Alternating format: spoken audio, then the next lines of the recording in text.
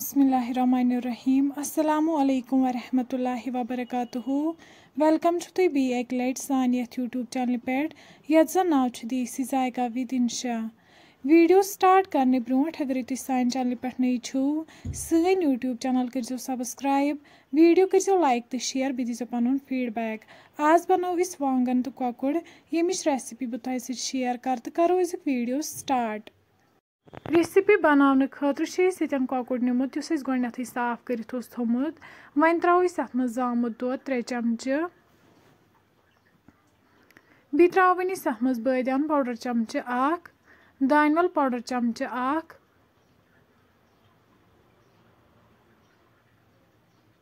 लेदरि चमचे 1 मरचंगन चमचे 1 तो नून चमचे 1 यम सारी मसाल करो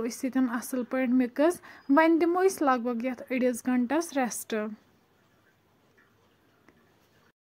अड़ गंट बाद निमो वन प्रेशर कुकर अत मज त्रो तेल तेल युथु गर्म गि वन त्रो अत मज वांगन यमन गोडनेथै पीस थमित बनायित वांगन असल पे फ्राई करें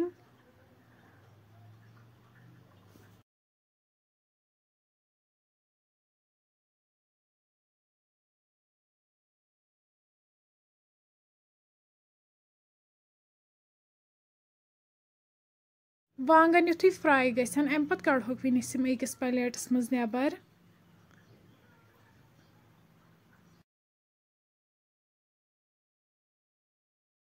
अम पत त्रो वन तिलस मज गंड तो रुहन यमन गोडनेथै न्यूक न्यूक कर थोमुत वन करो गंड तो रुहन ये असल पे फ्राई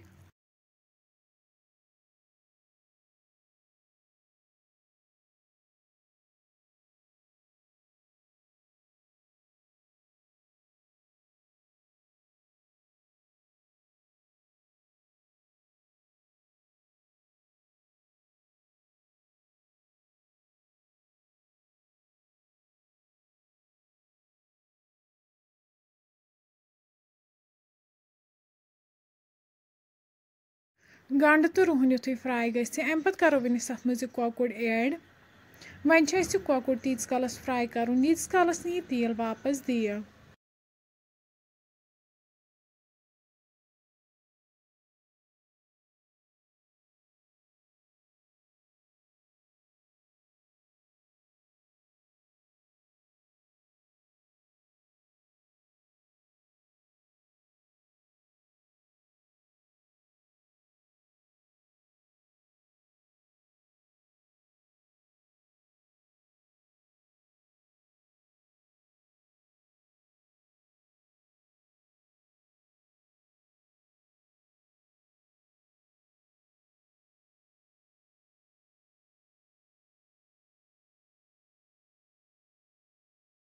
युथु ये तेल वापस दिए अम पत करो वन अत मज आब लीटर ओड ऐड पे करो लेड बंद दिमो 2 to 3 विसल यीस कालस यह कोकुड़ सॉफ्ट गि 3 विसल बाद खुलाव वन लेड तुम हेकि यन वुचित रेसिपी बिल्कुल तैयार अम पत करो वन अत मज ऐड वांगन यम गोडनेथै फ्राई कर थमित वन थो अत पे लेड तीस कालस अमिच ग्रेवी कम गि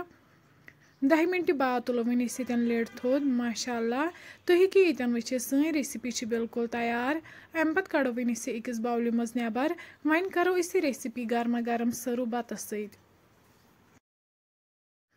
फ्रेंड्स अगर तुम सोन वीडियो पसंद आमुत सन यूट्यूब चैनल करो सब्सक्राइब वीडियो करो लाइक तो शेयर बे दीजो पन फीडबैक अल्लाह हाफिज।